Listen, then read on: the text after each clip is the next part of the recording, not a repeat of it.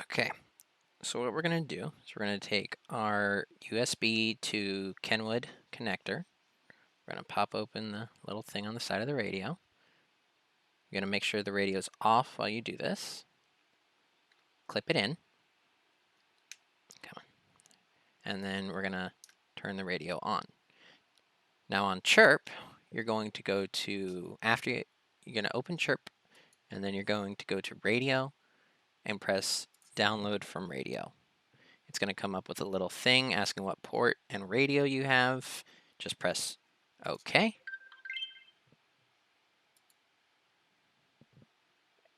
And it will start rapidly blinking like that.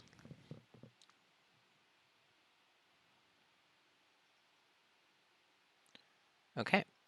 When it downloads, it will open up a new file that looks like this. Mine is like this. It was programmed for a different American Milsim event. So what we're going to do is we're going to go to settings, and we're going to just review these really quick. So in basic settings, recommend turning your battery saver off. This reduces output power. It's very annoying. Most of these settings you can make custom. I turn my beep off because it's annoying. Timeout timer is how long it takes until the screen shuts off, but like sitting in standby mode.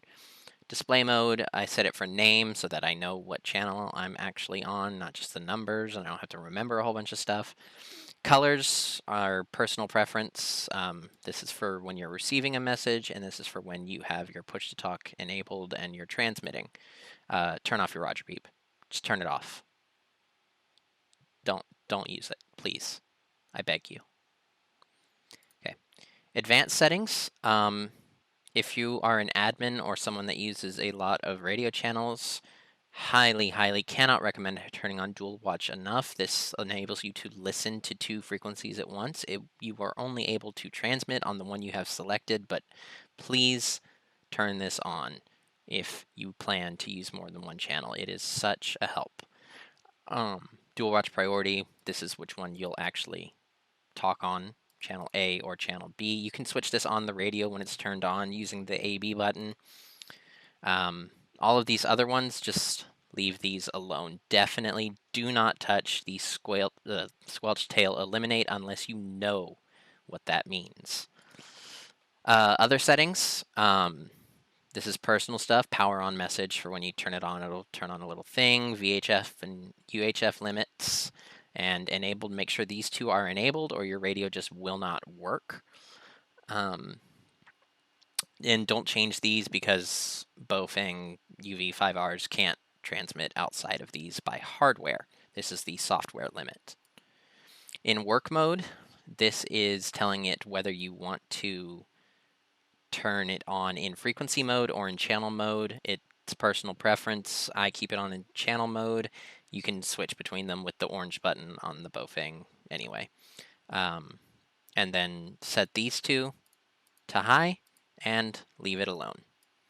FM radio. Mine doesn't have an FM radio, my particular model, but if you have one and you want to listen to the radio, that's what channel you listen to. Don't touch this. Don't touch this. So we're going to now import new channels into the radio. So we're going to do File, Import, and I'm going to open that up. And as you can see, my Texas Airsoft MFA file has popped up. So we're going to import it, check all the ones you want to import it, just import them all, to these channel locations as shown here.